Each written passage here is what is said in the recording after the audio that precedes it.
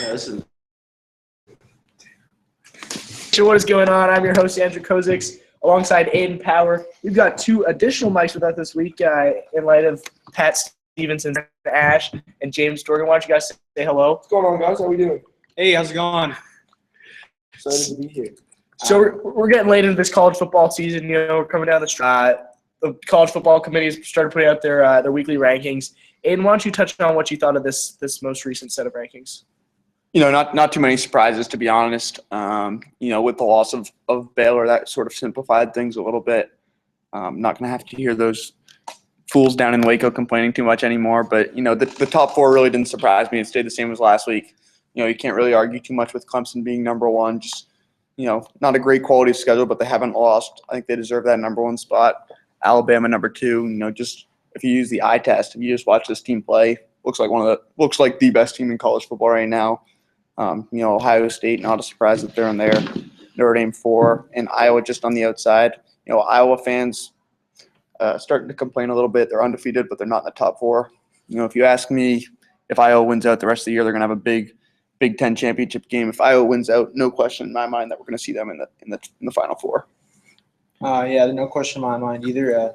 Usually we see the Big Ten being ignored a little bit when it comes to the rankings, but I was going to surprise some people. Yeah, you know, it's funny. I still haven't really jumped on board with Ohio State this year. I mean, obviously they've been hyped up, you know, before the season. And, I mean, they haven't lost, so, you know, you can easily justify their position. But they just haven't really impressed me. I mean, maybe they haven't had any big wins, and they've, you know, nearly lost to some really not really upper echelon teams. But yeah, I mean, not really any surprises. Alabama, you know, has really, really turned it up in the last month or so. So, you know, I'm happy with it. Yeah, sort of what you alluded to is it's tough to say that an undefeated team's been disappointing, but I think if there is a disappointing undefeated team, it's got to be Ohio State.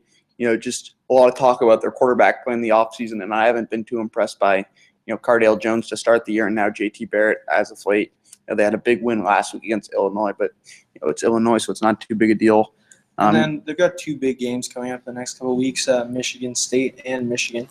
Both of those are top 25 teams, so we'll see what happens. You know, they kind of remind me of Florida State from last year, you know, undefeated team, but, you know, nobody really thought that was really a dominant team, and that was kind of proven in the playoffs. So they have a big test coming up for them because they're going to be there in the final weeks of the season, and they're really going to have to prove a lot of people wrong. Well, and then Winston didn't have to answer as many questions as Cardale Jones really has to, and that's really got to weigh on a person. I know from personal experience, week in, week out, being asked questions like that about your performance. It's weighing on the mind, and it might be affecting his performance on the field. So, yeah, it's interesting to see what happens. Yeah, a team I see in a very similar situation to this Ohio State team is that Oklahoma State team, the other OSU. You know, also undefeated. They're sitting on the outside looking in right now. You know, I'm sure those folks down in Stillwater aren't too pleased with that. But they're in a very similar situation to Ohio State. You know, they've got Baylor this weekend, and then they're looking to finish up with OU in the Bedlam Bowl. That game is in Stillwater, so it'll be interesting to see how this Oklahoma State team is able to deal with that backloaded schedule they have. Yeah, agreed. A couple of teams in this Big 12 with a backloaded schedule. You know, Oklahoma State's a team that, you know, took down TCU a few weeks ago, so that's really their quality win so far on the year. They're going to be an interesting team to watch. Not too many big names, but a pretty solid team and one of the better defenses in the Big 12, although that's not saying too much. Definitely not saying too much. I look up and down these rankings, and, you know, where's the Pac-12? You know, I'm sure Pat Stevenson would be all over that right now. But we don't see anybody until we get down to number 11 Stanford. I'm not missing, but yeah, no number 11 Stanford, and they're at 8-2. They're a 2-loss team. So there's going to be no representation of the Big 12 this year. Pac-12 in the college football playoff. What do you think of that? No, it's not too surprising. I feel like James probably agrees. You know, going into this season, you know, a lot of people saw that Pac-12 probably was the worst of the Power 5 conferences. Yeah, with the loss of Mariota has been pretty serious to Oregon, but they have a big game though. I think this week, aren't they playing USC or Oregon USC? So that'll be exciting. I mean, obviously it hasn't been their year, but that's still good football out there. Yeah, we saw Oregon and USC, both teams that snuck back into the top 25 this week with big wins, you know, both sitting at 3 losses, you know, a chance at the end of the season to sort of save what's been disappointing seasons for both of them. And so what about Houston? Spectacular. 10-0, top 10. Not really having that strength of schedule, but what could we see going forward here? Well, this is a similar situation last year we had with Marshall. Well, Marshall, they went 11-0 and came so close to running the table there. Finished 11-1. I'm not sure who they lost to. They lost the last week of the season. But obviously, from a college football playoff committee standpoint, they have no chance. Nobody wants to watch Marshall playing in the semifinals of the college football playoff. I'd say the same goes with Houston, but, we just saw some fantastic football coming out of the American Conference this year. You have Memphis, Houston, and Navy. Just, yeah. I mean, the thing, just from a Notre Dame perspective, if you looked at Notre Dame's schedule this year, you would have said there's a number of good teams, but I don't think anyone would have expected Notre Dame's best win to be against Navy. That's Navy's only loss right now is to Notre Dame. They're sitting at 16.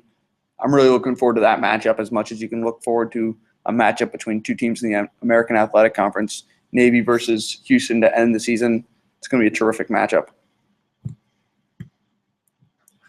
Yeah, just wondering, in general, what you guys think about how this whole playoff or this football playoff is set up for those teams that aren't in the Power 5 conferences, and if they'll ever have a chance of being eligible. Well, I really think college football is about the money, and teams that aren't in the big markets, big TV deals, they're not really going to be represented with this top 4 system. So I think there needs to be a big overhaul, but this top 4 is a good step in the right direction.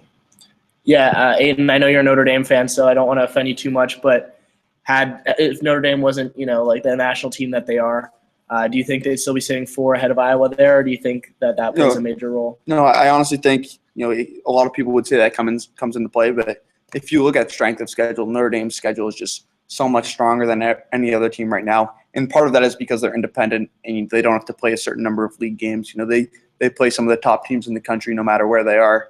What you guys were saying about the non-Power 5 conferences, the group of 5, if you will. I'm looking forward to the evolution of the college football playoff to sort of see if we can get to a point where there's a more rigid framework for how you get into the playoff.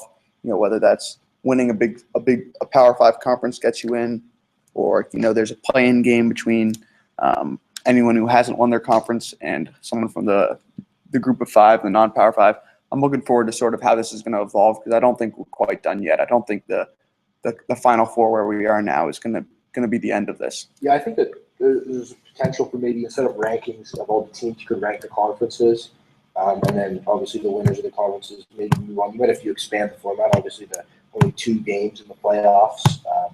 I don't think that's going to last. I mean, I think maybe at least let in 8 teams in the future, and you would maybe determine by the rankings of the conferences whoever wins the conference will get a seed, and then you might have like a wild card type format. Obviously, it's difficult to speculate on how that would play out, but I think that a wild card and conference winner formula would work. Obviously, then it's difficult with independent schools.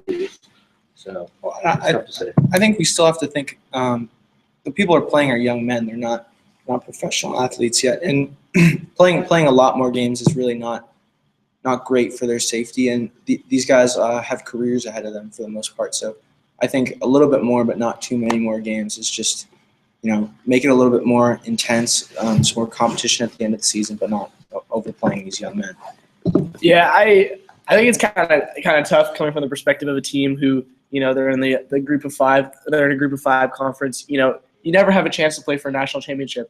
So, I know this probably isn't necessarily the argument that a lot of people understand, but would I rather be a player in the FBS where I know that no matter how, if I go undefeated, there's no chance of me playing a national championship game if I'm playing for Marshall or if I'm playing for Houston, or would I rather win an FCS championship and be able to play at the national stage? And, you're probably not getting more attention, but, just having the gratification of being able to be the best that you could be.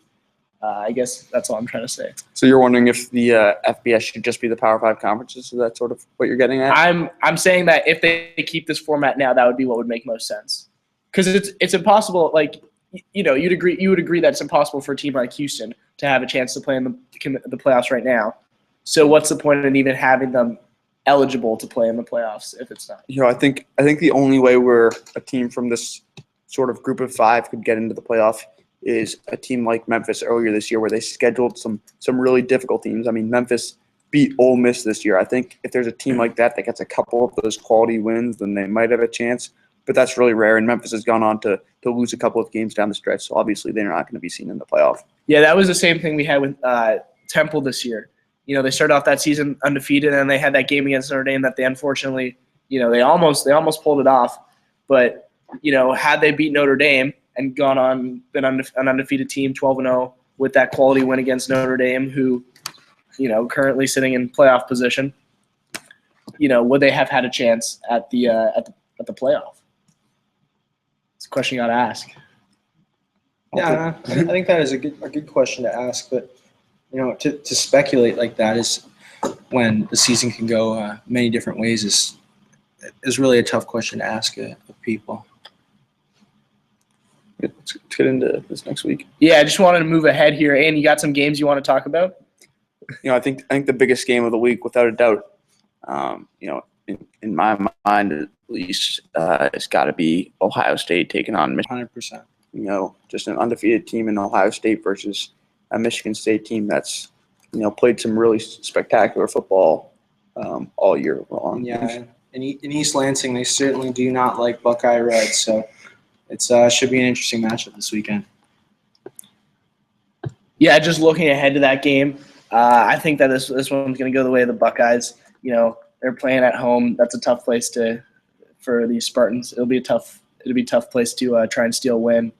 I definitely think that the Buckeyes, here, the status on Cook, he's not playing, so I just don't think that this Spartans team has much of a chance. Yeah, I mean, like I said earlier, it's true. Ohio State really hasn't stepped up and really sold or got me to buy in fully, but it's going to happen one of these days. I think they're too talented. There's just far too much potential on that roster. So, yeah, I expected a Ohio State win as well. Yeah, I think a lot of us last year were in that same boat too. I was never quite sold on that Ohio State team, all throughout the regular season, and then all of a sudden you see them just roll over Wisconsin. I'm sorry to bring that up, Aaron, but then that semifinal victory and then going on and winning the national championship, I was just as shocked as anybody to see that performance from the Buckeyes.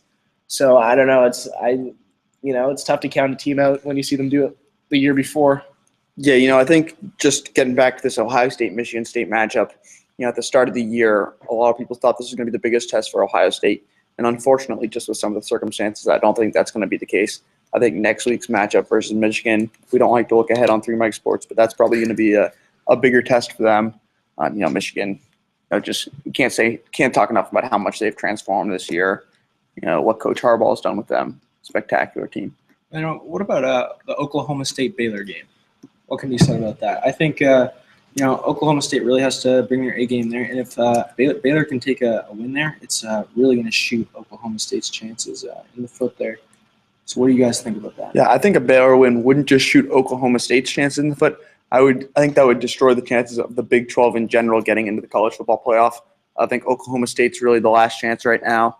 I alluded to this earlier. Andrew's our Big 12 guy, but Oklahoma State's defense is one of the only defenses in the Big 12 that's impressed me at all. Yeah, I'd agree with Aiden. Obviously, if we see Baylor win this game, the only way a Big 12 team's going to move on is if they end up going undefeated. Obviously, if we see every team in the top 4 lose their last 2 games, that would change, but highly unlikely there. Baylor, they're coming off a tough loss last weekend. Last year they were so disappointed, so close yet so far away from that elusive college football playoff dream that they had. Having Bryce Petty graduate this year, that offense, there were a lot of questions surrounding it, and now Seth Russell's Seth Russell's injured. I think it would have been a lot more interesting to have seen that Oklahoma Baylor game last weekend with Seth Russell healthy. No knock on Jarrett Stidham. He did a great job out there, but I think under the bright lights, the pressure got to him. And frankly, I think the same thing's going to happen this week against Oklahoma State. I don't see Baylor winning this one. I see Oklahoma State continuing their undefeated season. Yeah, I'm with you on that one. nothing against Jarrett Stidham, like you're saying, but I mean, at the end of the day, he's a 19-year-old kid playing on the biggest stage in college football, and it's pouring rain. Can't really blame the kid for having a solid game, if you ask me. Yeah, it was. So just to go back to the week that was. Let's give out helmet stickers. You two boys, you're not regular mics, but you guys can partake this week. So we give a helmet sticker to one player who we thought deserved one this week. James, you look like you're confident with your choice. Who are you going with? I just think Henry on Alabama. I mean, he's probably moved into the Heisman favorite. I was really a big fan of Trayvon Boykin, but I mean, obviously their loss a week ago kind of sunk his chances. That he kept, carrying TCU through a lot of games, and but he's kind of been sunk. And now, Fournette is really with LSU struggles, has kind of struggled with him. So I think he's moved into sort of the front runner for that Heisman Trophy, and he's exciting. I'm excited to see him in the playoff. Yeah, and you got a helmet sticker to give out? Can you just give me 1 second? Yeah, for sure. Aaron, you got one? I saw a lot of games last week. I saw a lot of talent going out there, but I don't think I can narrow it down to one person. I think my helmet sticker this week goes to the University of Iowa, who, I feel like we've talked about this a little bit earlier, but it's tough to be from Iowa, tough to play in the Big Ten, and just to see yourself right on the outskirts of that top four. So Hawkeyes, keep it going, and I can't forgive you for beating my Badgers, but I'd like to see you make a run for the Big Ten. Yeah, you know what? My helmet sticker didn't have a huge week last week, but in my opinion, the best receiver in college football right now, it's my man Will Fuller from Notre Dame. Already 12 touchdowns on the year to go along with the 15 he had last year. Some of the best speed in college football that we've seen all year. Terrific hands. Really, they talk about receivers being a running back after they make the catch, and he really defines that. You see him get the ball in his hands, get the balls up, gets the ball upfield. Terrific receiver. Love to watch this kid play. Yeah, I'm going to, this is a bittersweet helmet sticker to give out for me. I'm going to have to give it to Baker Mayfield, the kid out of Oklahoma. This kid has just been just so impressive. Yeah, being the starting quarterback for the Oklahoma Sooners named Baker Mayfield, does it really get much better than that? But this kid has just been so impressive all year long. And what he did against that Baylor Bears, when the game got chippy and when the tough got going, so did he. He fired it up. 3 touchdown passes, 270 yards. He was just loving the atmosphere. He's one of those primetime players that we're going to see make big plays in big games, and that's what I love to see. Baker Mayfield, he gets my helmet sticker. Couldn't agree more. Love Baker Mayfield's composure and his body language on the field. Reminds me a lot of a name we haven't heard in college football for a couple years, my man Johnny Manziel. Just the way that he goes about his business. Love everything about Baker Mayfield. All right, so let's move into this week's quick picks. We've got some big games this week, and in honor of Aaron Ash being a guest on today's show, we're going to pick that Wisconsin game. Northwestern, Wisconsin. It's in Madison. Aaron, let's go with you first. I don't think there's a chance of the Badgers losing that game. The past 3 years, I've seen that matchup, Wisconsin, Northwestern, and the Badgers get really fired up to, send their Illinois brothers back home with a loss. So I'm going to see the Badgers taking that one home 48-7. Is that the official prediction? Wow. You can stand by that first. Wow.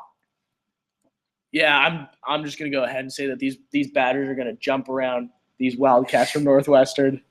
Go Wisco. Yeah, Wildcats have been a strong program for a long time, but I don't take the Badgers as well. You know what? Whenever I hear 3 people pick one team, I love to pick the other team, but can't go with Northwestern this week. Wisconsin is just the better football team. All right, let's move to that primetime matchup we have in the SEC. And when I say primetime, 3:30. LSU, Mississippi, 2 7-win teams. Aiden, who you got there? Ole Miss is not the team they were last year. They're not the defense they were last year. And you know what? I picked Leonard Fournette on this new app draft against Kozaks. And you know what?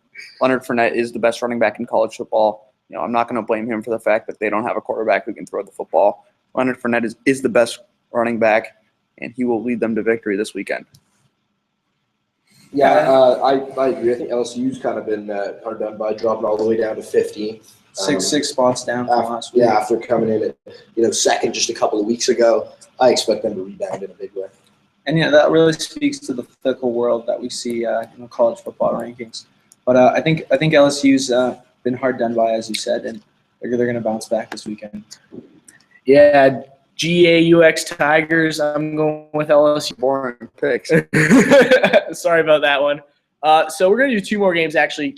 We have 4 mics today, so we're going to go with 4 quick picks. Our next game, USC, Oregon. We talked about this matchup James, you wanna tell us who you got there? Well, in honor of Patrick Stevenson, He's the big USC guy, and I think they're gonna have a big match this weekend and come away with it in that big Pac-12 matchup.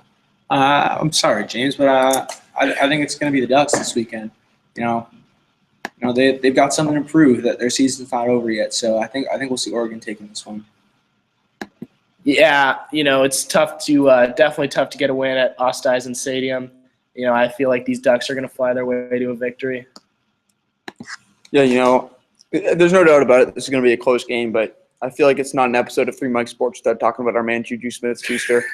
I talked about Will Fuller a little bit earlier, but in my mind, Juju Smith-Schuster is the best receiver in college football right now. Really? He's not in the same offense that Corey Coleman's in, so he might not get the same production in terms of those numbers. But the injury that this kid's playing with a broken hand, that one-handed catch a couple weeks ago, kid's spectacular. I think USC is the better football team, and you know what? I got the Trojans in this one. All right, finally, we've got to go to our favorite conference here at Three Mikes. Not the MAC, but the American. We've got Memphis visiting Temple, 2 8-2 teams. Aiden, who you got there? I was talking about it earlier how much I love this Memphis team. They've got 2 losses in the last 3 games. I fully expect them to bounce back against a really underrated Memphis team, an underrated Temple team. I got the Memphis Tigers. Yeah, I'm going to have to agree with Aiden on that one. Memphis is they were a strong team at the beginning of the season. A lot of people expect them to do big things, but nothing for them. But they've still got something left in their tank. I got Temple, baby. Yeah, I'm gonna go with the Tigers here. This Memphis team just so strong. I love watching them play. American football. Whatever people say, it is the most exciting game to watch. Like American, like the conference? Like the conference. Interesting claim. Yeah, so that's all we have in store for today's show. Big thanks to our guests, James Dorgan and Aaron Ash. Guys, good to be back. Yeah. Thanks for having me. Anytime. Until next time, though, stay up, Three Mikes Nation.